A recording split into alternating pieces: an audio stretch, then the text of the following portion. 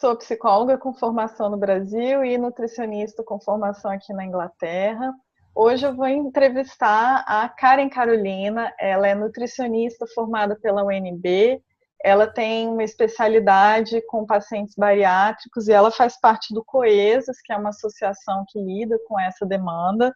Ela está fazendo o curso de aprimoramento em transtornos alimentares pelo Ambulim, lá em São Paulo. E hoje ela vai falar sobre comer transtornado. Então, Karen, muito obrigada pela sua participação. Eu acompanho o seu trabalho pelo Instagram. Obrigada a você, Débora. Imagina, um grande prazer estar aqui.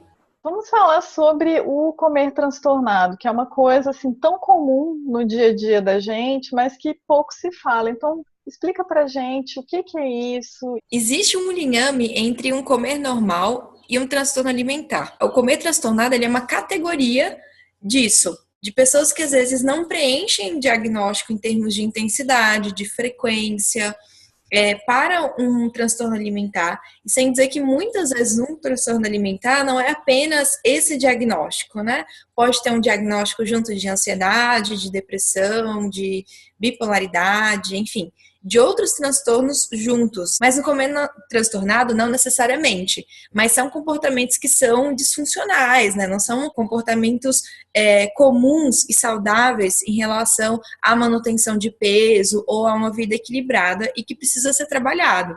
E, na verdade, apesar de trabalhar e estudar muito transtorno alimentar, o que eu mais pego no consultório são pessoas com esse comer transtornado. Se você puder esclarecer a diferença entre um comer transtornado e um transtorno alimentar. E, na verdade, realmente é difícil, às vezes, a gente perceber e diferenciar. Às vezes, não é na primeira consulta que a gente consegue avaliar e perceber. À medida que a gente vai estudando, a gente realmente percebe que existe um perfil de pessoa. Não é o modo somente dela comer, mas é o modo dela agir. Né? Então, por exemplo, uma pessoa que tem anorexia nervosa, em geral, ela tende a ser uma pessoa muito mais perfeccionista.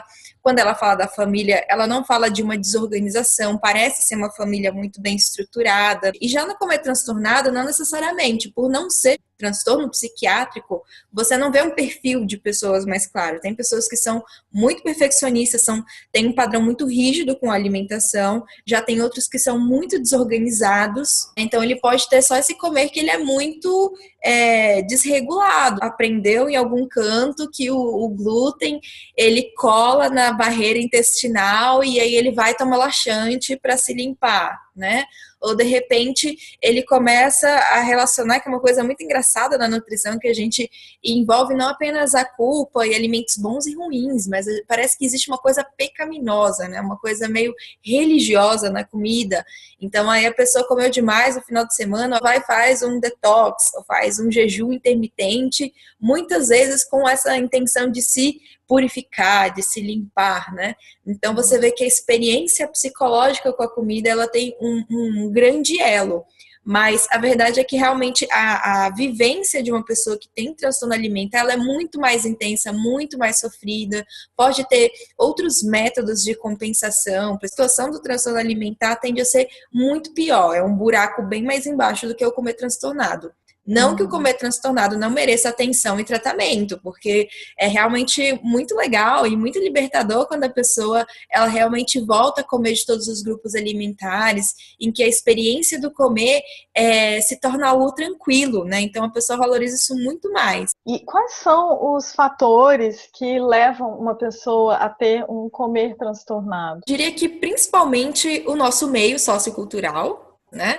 Então a gente vive uma sociedade em que a cultura da magreza é algo muito disseminado e hoje a gente precisa mesmo, como nutricionista, como profissionais de saúde, tá sempre revendo até que ponto a gente está falando de peso e saúde, tanto para cima quanto para baixo, e até que ponto a gente não está sendo massa de manobra para a indústria do emagrecimento. Então, eu acho que isso já é um cuidado que o próprio nutricionista e outros profissionais podem e devem ter para eles não reforçarem nem compactuarem com isso. Porque muitas vezes essa pessoa que tem comer transtornado passou por um profissional também. Acaba que ele pode reforçar, ele pode ser um desencadeante ou um mantenedor desse comportamento, né? porque a gente sabe que tem de tudo, e infelizmente também o nutricionista, ele tá dentro de um grupo de risco para transtorno alimentar, para ter um comer aí desajustado, que talvez tenha até motivado a pessoa a procurar o curso. E bom, também somos humanos, né? A gente também pode estar passível de um adoecimento como o transtorno alimentar. Mas eu acho que à medida que a gente tem esse senso crítico de perceber que existe algo de desequilibrado nessa forma das pessoas encararem a comida, de colocarem o peso como uma meta maior de vida, eu acho que a gente pode ajudar nisso. Mas eu vejo que como os principais fatores é o fato de estar nesse meio que reforça muito a magreza e o corpo, né?